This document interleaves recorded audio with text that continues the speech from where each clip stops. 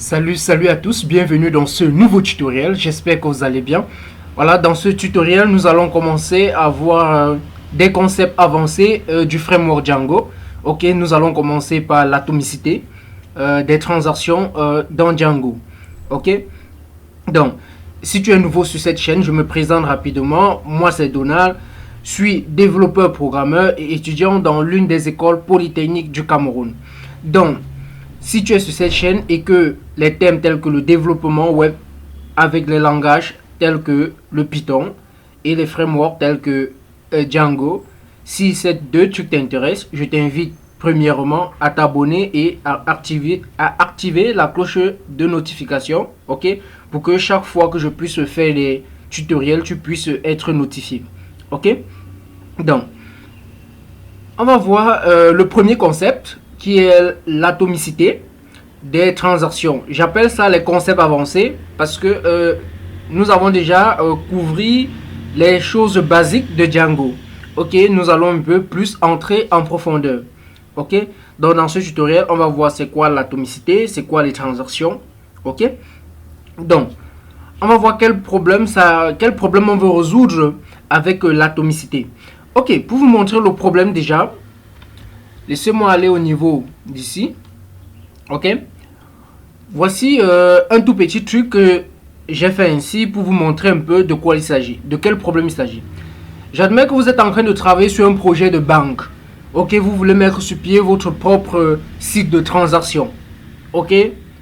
Vous voulez mettre sur pied votre propre site de transaction où on peut envoyer de l'argent à quelqu'un. Ok. Si je viens au niveau du database. Ici, vous allez voir qu'il y a deux personnes dans mon database. Ok, il y a deux personnes, il y a Tedom, il y a Donald.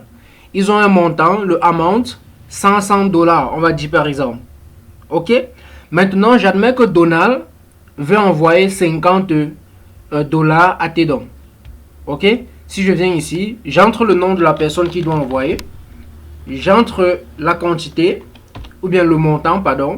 Et ici, j'entre le receveur, qui est Tedom. Et là, je fais send now. Ok. Si on rentre à ce niveau, on essaye de recharger cette page.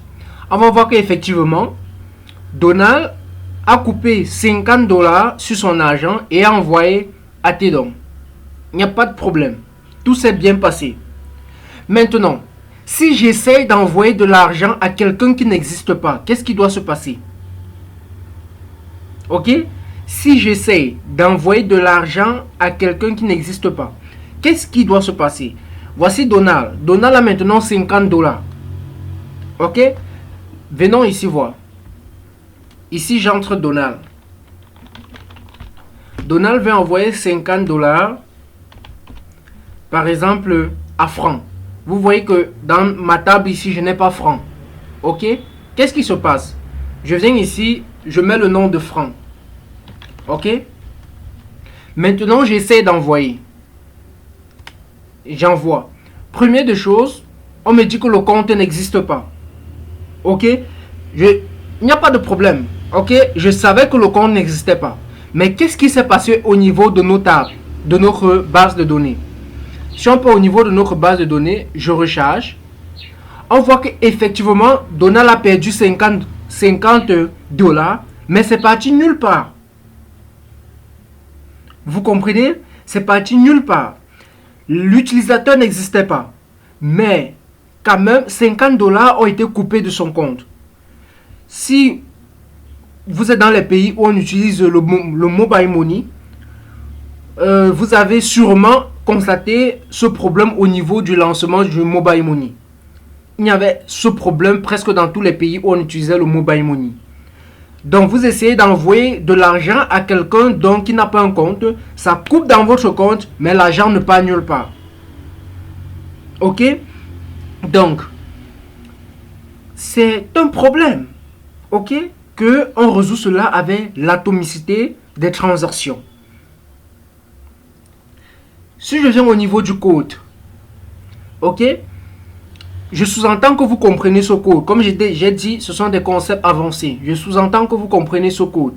Si tel n'est pas le cas, je vous réinvite à la partie débutant Voilà, donc vous allez au niveau de formation Django dans la playlist et vous suivez d'abord ces formations avant de venir dans les concepts avancés. Ok? En fait, qu'est-ce qui se passe? Ici, j'appelle mon formulaire. Si la requête, si on a une méthode post, je récupère les datas, je valide, je récupère le nom de l'envoyeur, de celui qui doit recevoir et de la quantité. Ok, je transforme la quantité en décimale. Vous pouvez avoir le code sur GitHub. Ok, je vais mettre le lien en description. Ok. Donc, ici là, qu'est-ce que je fais? Je récupère celui qui a envoyé. Je soustrais la quantité qu'il envoie et je sauvegarde son compte. J'augmente dans celui qui reçoit. Ok, et je sauvegarde son compte. Première des choses, vous allez voir ici que je soustrais d'abord. Donc, que l'utilisateur existe ou pas, je soustrais d'abord. Maintenant, avant de chercher à augmenter à l'utilisateur, mais je me rends compte qu'au niveau d'ici, ok, l'utilisateur n'existe pas, c'est pour ça que j'affiche une erreur, mais quand même, ça a été, en fait, ça a été coupé en fait. Ok, ça a été coupé. Donc, si je reviens là, on va regarder Django Database, comment il fonctionne. Ok, regardez déjà ici. Le comportement par défaut de Django est de s'exécuter en mode auto-commit. En fait, ça veut dire quoi le mode auto-commit? Ça veut dire que lorsque vous appelez un query, une requête SQL, directement, la requête est exécutée jusqu'au bout. Ok, automatiquement en fait jusqu'au bout. Ok, donc chaque requête est immédiatement validée dans le database. Chaque requête SQL est enveloppée dans sa propre transaction. Donc, une requête ne veut pas savoir ce que l'autre fait. En fait, c'est ce qui se passe ici. Cette requête ne veut pas savoir s'il y a une autre requête en bas. Lui s'exécute. Il ne veut pas savoir. Ok, ça c'est par défaut. Ça c'est par défaut ce que Django fait. Ok. Maintenant, la transaction est également automatiquement validée ou annulée. Et c'est ce qui s'est passé ici là. Cette transaction a été automatiquement annulée. Cette autre transaction a été automatiquement acceptée ou bien validée. Vous comprenez? Donc, on n'a pas le contrôle avec le Django par défaut sur les requêtes en fait. Maintenant, si on revient ici, ok, Django auto-commit peut être problématique. Par exemple, nous avons vu que le compte de l'utilisateur est touché même si le destinataire n'existe pas. C'est l'un des problèmes qu'ont connu les ingénieurs du mobile money. Bien du mobile money. Ok? Donc, scénario. Voici le scénario. Ici, on récupère le nom de l'utilisateur. On fait un update. Ok? On fait un update. On prend son amount.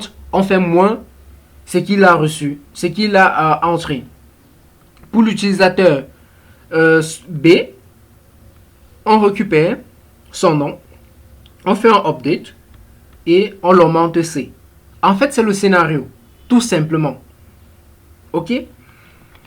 Donc, maintenant, si on regarde au niveau du scénario, qu'est-ce qui se passe? Il y a deux transactions en fait. Première transaction. Voici la première transaction. Lorsqu'on fait la première transaction, c'est cette requête. Il y a ce qu'on va appeler un commit. Ok? Soit elle est validée, soit elle est rejetée. Maintenant, il y a une deuxième transaction. Ça veut dire qu'il y a deux transactions dans notre programme, dans notre projet, si on peut dire. Donc la deuxième transaction est là. Soit elle est exécutée, soit elle est rejetée. Soit elle est validée, soit elle est rejetée. Et aucune des transactions n'est liée avec l'autre. Ok? Ça c'est le auto-commit de Django. Maintenant, transaction dans le database. Une transaction est une séquence d'une ou plusieurs opérations SQL qui sont traitées comme unité, comme une unité. Ok? Donc une séquence, voilà, c'est une transaction est une séquence. Ok? Donc vous avez des opérations SQL dans une opération. C'est cette opération ou ces opérations qui s'exécutent là-bas. Et c'est tout. Soit elle est acceptée, soit elle est rejetée. C'est ça une transaction.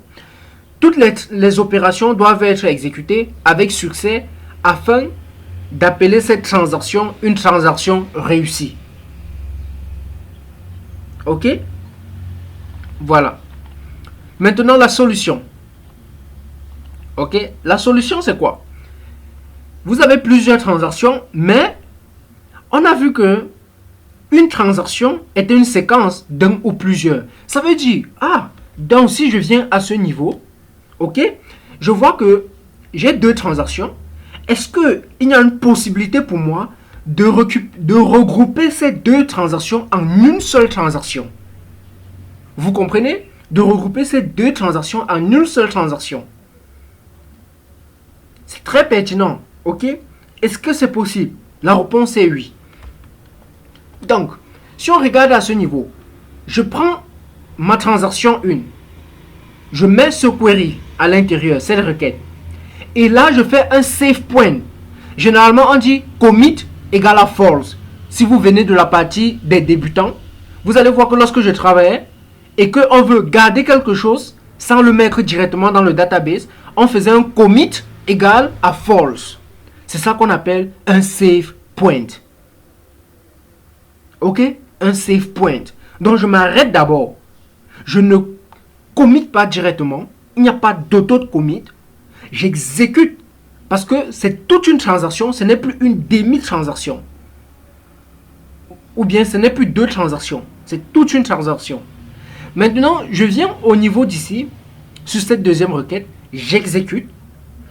Et je fais un commit à la fin. Donc, c'est après avoir exécuté ça que je fais un commit pour tous les deux.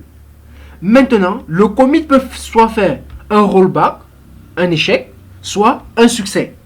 Et là, ça devient clair. Ok? Donc,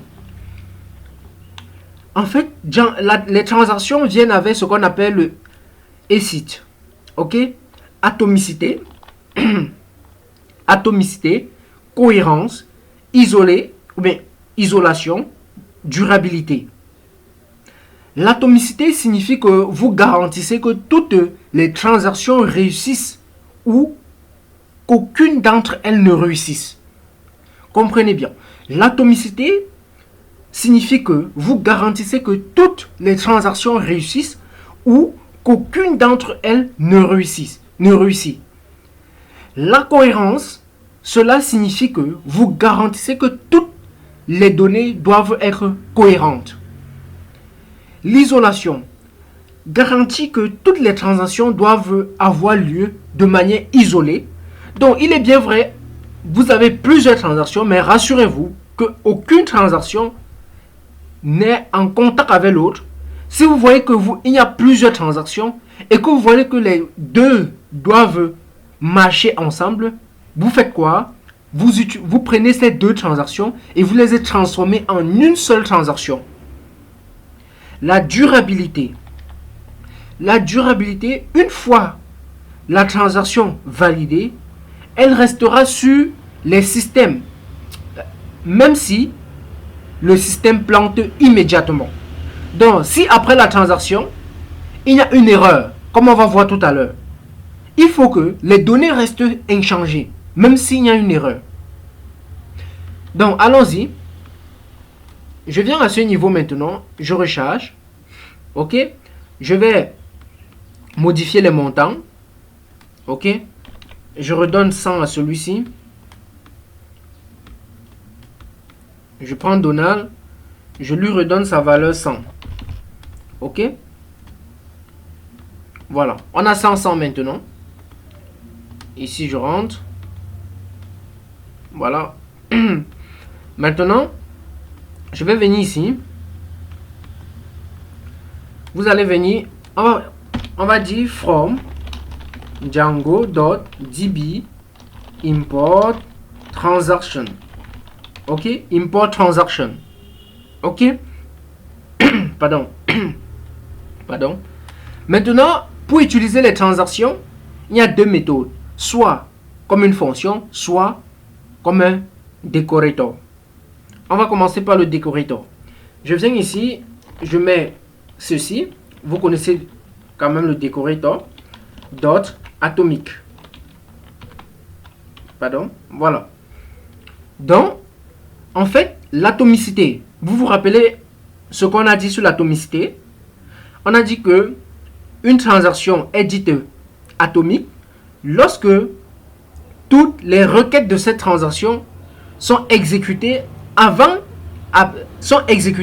qu'on ne décide s'il y a une acceptation ou une réjection.